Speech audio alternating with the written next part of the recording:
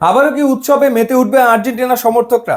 আরও একবার কি লিওনেল মেসি উঁচিয়ে ধরবেন কোপা আমেরিকার শিরোপা? সময়ই বলে দেবে। অবশেষে কোপা আমেরিকা এবং দুটো ফিফা ফ্রেন্ডলি ম্যাচের জন্য 29 সদস্যের প্রাথমিক স্কোয়াড ঘোষণা করেছে আর্জেন্টিনা। বাদ পড়বেন 3 জন, 26 জন থাকবেন কোপা আমেরিকাতে।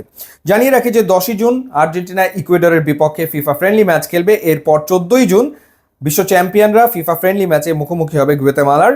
এরপর তারা 20 জুন শুরু করবে কোপা আমেরিকা মিশন কানাডার বিপক্ষে ম্যাচ দিয়ে।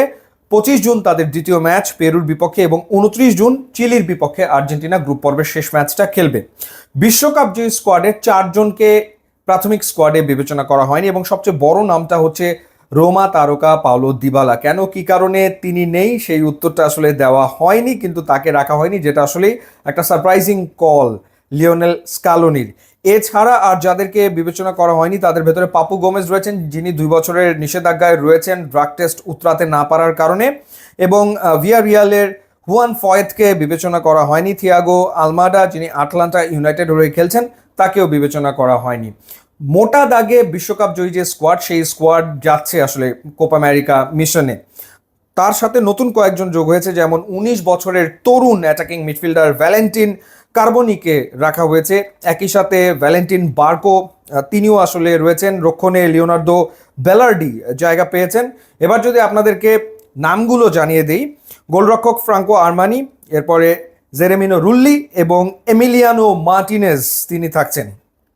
ডিফেন্ডার গঞ্জালো মন্টিয়াল, এরপর মলিনা, যদিও মলিনা ইনজুরিতে রয়েছেন তারপরেও তাকে রাখা হয়েছে। লিওনার্দো বেলার্ডি, ক্রিস্টিয়ানো রোমেরো, এরপর পেজেল্লা, লুকাস কোয়ার্টা, নিকোলাস ওটামেন্ডি, এরপর লিয়ান্দ্রো মার্টিনেজ, অ্যাকুইনাকেও রাখা হয়েছে, তিনিও ইনজুরির সাথে কিন্তু লড়ছেন।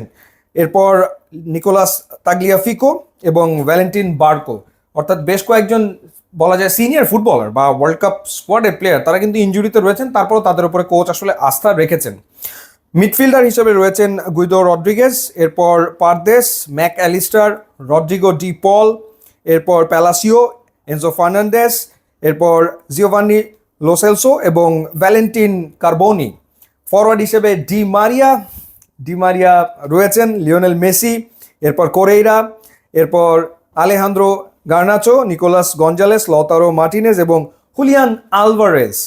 3 জন ফুটবলার রিসেন্টলি যারা আসলে লিগ জিতেছেন তারা রয়েছেন, যেমন হুলিয়ান আলভারেজ আরও একবার তিনি জিতলেন এবং তিনি ম্যানচেস্টার সিটির হয়ে শিরোপা জিতেছেন। এছাড়া আরও 2 জন, অর্থাৎ লাউতারো মার্টিনেজ, তিনি ইন্টার মিলানের হয়ে শিরোপা জিতেছেন এবং বায়ার লেভারকুসেনের হয়ে শিরোপা জিতেছেন প্যালাসিও। সো ওভারঅল এই হচ্ছে Argentina squad, literally. So world cup টিমই বলা যায়, দুর্দান্ত টিম, কোনো সন্দেহ নেই। সো আশা করা যায় যে এই আর্জেন্টিনা কোপা আমেরিকাতে বেশ ভালো করবে এবং লিওনেল মেসির হাতে আরও একটা শিরোপা উঠতেই পারে। ইউটিউব ইনস্টাগ্রাম লিঙ্ক দেওয়া আছে, আপনারা যদি যোগ দেন তাহলে খুবই খুশি হব। And thanks for watching.